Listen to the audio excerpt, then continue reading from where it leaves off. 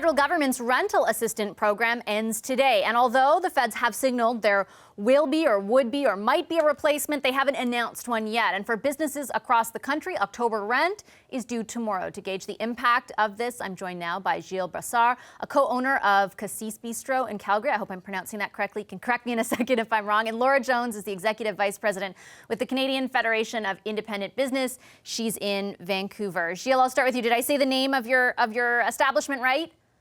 Yes, correct. Okay, good. Thank you very much for being with us, both of you. I appreciate it. Gilles, I'll start with you. Can you lay out for us how the pandemic has affected your business? Yes, I think we lost 70% of our sales since March, so not great. And have you been, how big of an issue are fixed costs? And most especially by that, I mean rent, of course. Yeah, and that's, in the restaurant business, the two main costs are the rent and the payroll. So one of them is being taken care of by the government right now. But if you lose 70% of your income and 50% of your capacity, that's not great. Have you been able to access the original rent program that was in effect for the past while? Yes, we did. We did, and that's keep, I think, a lot of the small restaurants open right now.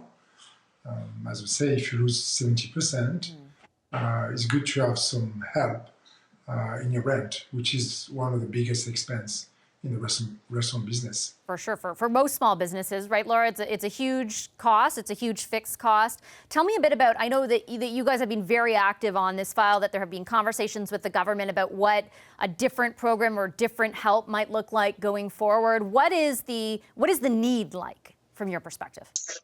Well, the need is huge. I mean, there are some business owners like Gilles who have been able to access the program that expires today because their landlords have participated.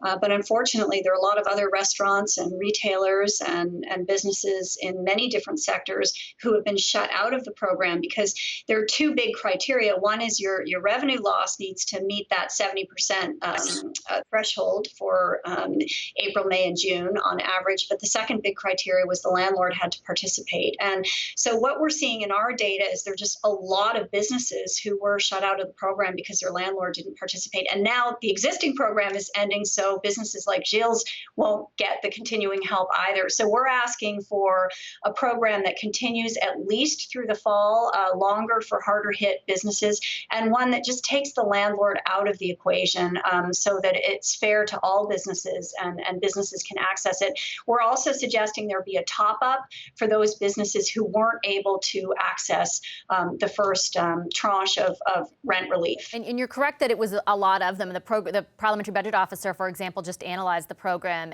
and showed that while $3 billion was allotted, for example, for it, only half of that ended up being spent. And the primary thing we kept hearing from people who were trying to utilize it was, of course, that it was dependent on the landlord saying, I'm going to participate. The landlords had problems too, right? Because the application was incredibly onerous. It was not an easy process. It was happening sometimes after, for example, the extension was announced after rent was due, and so there were some issues there.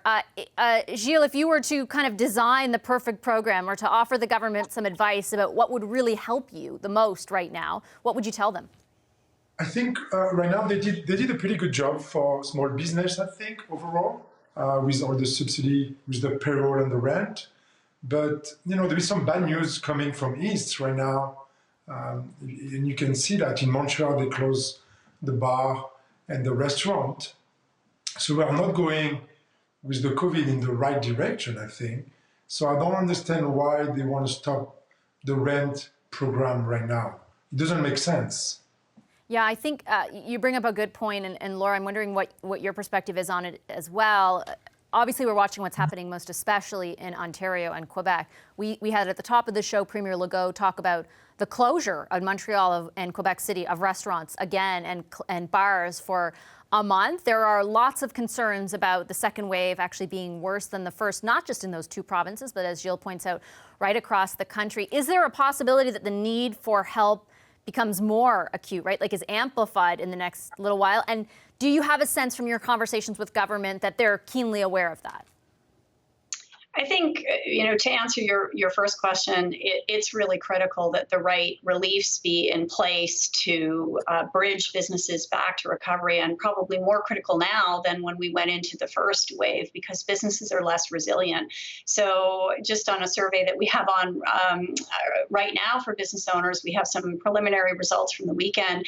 The number one concern for small business owners across Canada right now is uncertainty about that second wave and how that will affect their businesses, because they're just not going into that with the same resiliency that they went into the first wave with, because a lot of savings have already been depleted and resources have already been depleted. So rent relief is kind of a critical missing piece to bridge businesses back to recovery. That is important, and probably extra important now that we're looking at this second wave. Gilles, if you are not able to access any help for rent in the next few months, how significant would that be for your business? I think because of the help, we were able to stay open, to hire staff back, and everybody is happy to come back to work, front of the house, back of the house. But we know it's a very difficult time, and our margin already in the restaurant business are so small that if you want to stay open, we need right now this help to continue from the government. If they allowed us to only have 50% of the capacity, and also we have a client or are pretty scared right now to go out, they need, if they want to keep the life of the restaurant and bar and everything will make a city great, they need to help the small business and keep us open. Laura, I just have a few seconds left. Do you think something's coming in the next few days? Like, do you have confidence that the government, I know they talk, I've done many interviews where they say that they're aware of this. Do you think something will materialize?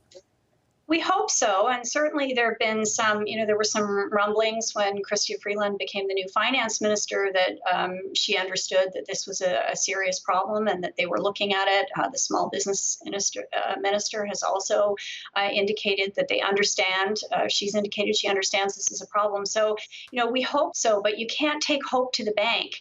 And the sooner the better. Tomorrow is the first of the month, and it's looking pretty scary for a lot of business owners that just, haven't had any help to date and are really wondering how they're going to pay that big bill.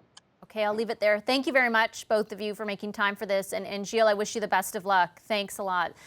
Gilles Brassard is a co-owner of Cassis Bistro in Calgary, and Laura Jones is the Executive Vice President with the Canadian Federation of Independent Business. Hi, I'm Vashi Capellos, host of Power in Politics. See more of our show by subscribing to the CBC News channel or click the link for another video.